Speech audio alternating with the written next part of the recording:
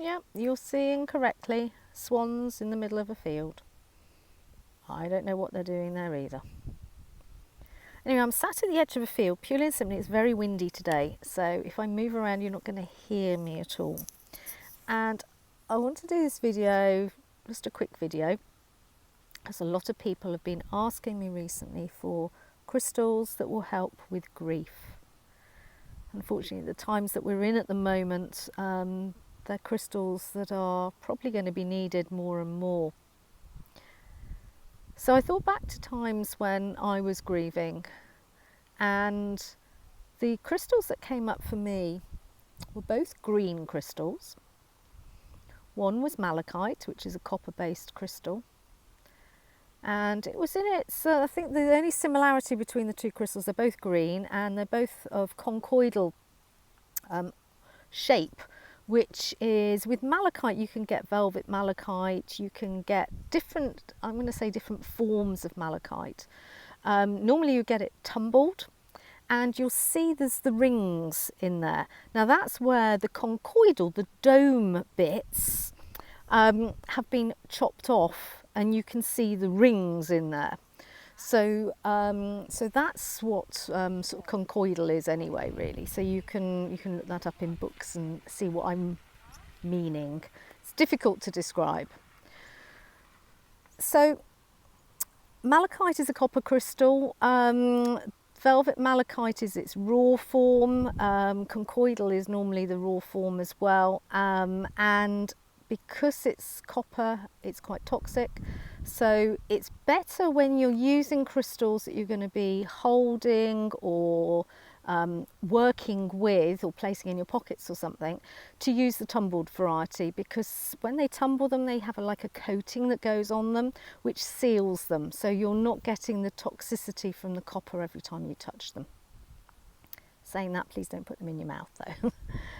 So malachite is a good crystal for, I'm going to say, allowing the grief to come out. Malachite works very well on the heart chakra, but it digs deep. It goes into the heart chakra energetic wise, and it pulls out toxins. And energetic wise, grief can be a toxin because it's a heavy frequency, it's a denser energy. There's nothing wrong with it, and with the grief process, with the cycle of it, there are lots of different things you'll go through, like anger, frustration, disbelief, really before the grief comes out.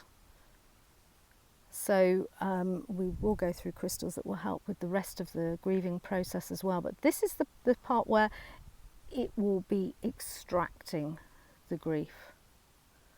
So you can place the crystal by your bed at night time, or you can carry it around with you, or you can lie down and place the malachite on your heart chakra, if you feel you can do that, because malachite, as I say, is a very strong crystal. So you might lie down and put the crystal on you and go, oh golly, no, I can't have that. So put it by the side of you and just feel the energy working with your auric field rather than in particular on your heart chakra. And then maybe over time you might be able to bring it nearer and nearer to you for longer periods of time, but just do it for a few minutes first of all, just to get used to it. The other crystal is preonite, but I used preonite with epido. Epido are long, tabular almost, inclusions of a dark green colour which almost look black. So you'll find them inside the preonite. Now you can get preonite as well in tumbled form, and they're smaller. When the tumbled form are smaller crystals. So the raw form you'll get more, and therefore it will probably be a little bit more effective, but they are more expensive and not as common.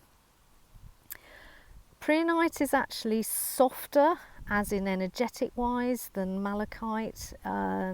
It just helps draw out the grief in a very gentle, loving manner. Now, I always feel it's good to have a support crystal when we're working with grief. So something like rose quartz, which will help nurture, soothe the heart chakra. But also a crystal that I find very effective is dolomite. It's a peachy pink colour, and you can get it with flecks of gold pyrite on as well. So it looks pretty.